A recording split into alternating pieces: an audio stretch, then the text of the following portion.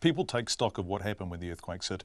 Names and stories are starting to emerge, and one name is that of Dr. Chris Henry. Chris is a GP in Kaikoura, but on February 22nd, 2011, Dr. Henry was in Christchurch shopping when the earthquake hit there. He immediately went to Christchurch Hospital to offer assistance and was dispatched to the CTV building, where he found himself working in and beneath the rubble, in which 115 people lost their lives. He received a New Zealand Bravery Award, went back to his life, and on Sunday night he was near Kaikoura when the earthquake struck there, and he found himself this time in the rubble of Elm's homestead, where Margaret Edgar, aged 100, was pulled from the wreckage of the home, but her son Louis was killed. Not long before that, like most people at midnight on Sunday, Chris Henry had been in bed.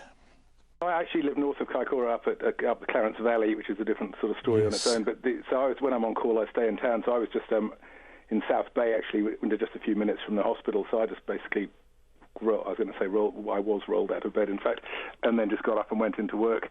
So I was there at the hospital pretty soon, within a few minutes, I guess, of the earthquake. Were you thrown out of bed, literally?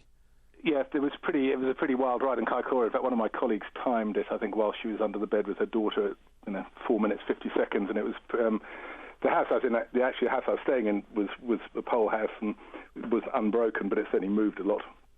So I remember it's in these humorous moments you have. I couldn't do my shoes up because I couldn't stand still enough to do up my laces. So I shuffled out to my car, which was rocking back and forth, and got in and drove into work. So it was all a bit surreal, really. So exactly the same as what happened in Christchurch. You felt the earthquake, you reported for duty, and you said, where should I go? And in this case, you went to the Elms homestead. Yeah, not immediately. I mean, our first concern was we've got 20 inpatient beds at the hospital there, so my initial thought was to make sure that, the patients, the residents were safe and the staff were safe, and to see if we could get the medical centre up and running, which luckily, was it's a new building, as we're very lucky to have in the community, and it stood up amazingly well. So we had power. So that was our first thought. We didn't immediately know about the homestead because obviously there's actually no comms at that time. So one of the residents had luckily been able to get herself out of the building, and I think raised the alarm to a neighbour who drove up to the hospital, and the fire chief got to hear of it, and he and I had a quick chat and said, right, let's get down there, and so I went down with them. So that's how. I'm not absolutely sure. I think that might have been maybe by 1 o'clock, perhaps an hour after the earthquake, maybe less. And you find yourself there with volunteers, don't you? Particularly in Kaikoura. I mean, they're volunteer firefighters. And there you are in a position where it literally, this is an overused phrase, but it is literally life and death, and you do this stuff together. And I think this is what happened in the CTV building, because there were a whole lot of other emergency service personnel there, you don't really see them again. That was certainly true of the CTV, and I think that was one of the things I remembered most vividly.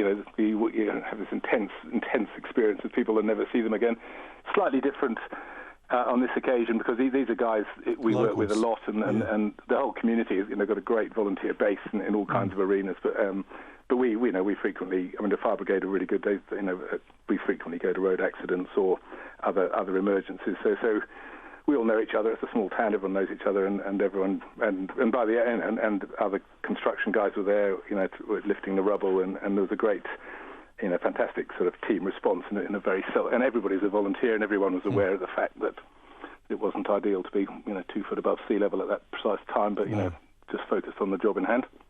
Gosh, you see the best of people at times like these, don't you? So there are some fantastic people in the community, and right across the whole community. So while this was going on, other people were visiting, people we knew to be living alone or elderly, or people who were vulnerable, or just trying to make connections around the town. So I think the whole response relies very heavily on the amazing goodwill of everybody.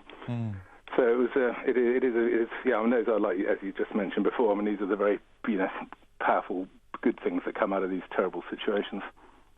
How was Margaret? Were you talking to her? Because she is 100 years old. This is her family home, her lifetime, everything she knows, really.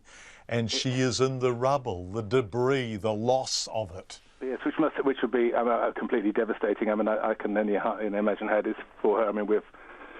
Anyone, and there's lots of people around who've lost their home, including ourselves, and it's pretty bad and a pretty mortal blow. I didn't know she was 100 actually until after. I hadn't made the connection in my brain as to who we were getting at, but she was actually incredibly calm in this. She must have been trapped, so it took quite a while to get into her. So she must have been there for an hour or two, and she was sort of pinned under a sort of semi-collapsed sort of door frame.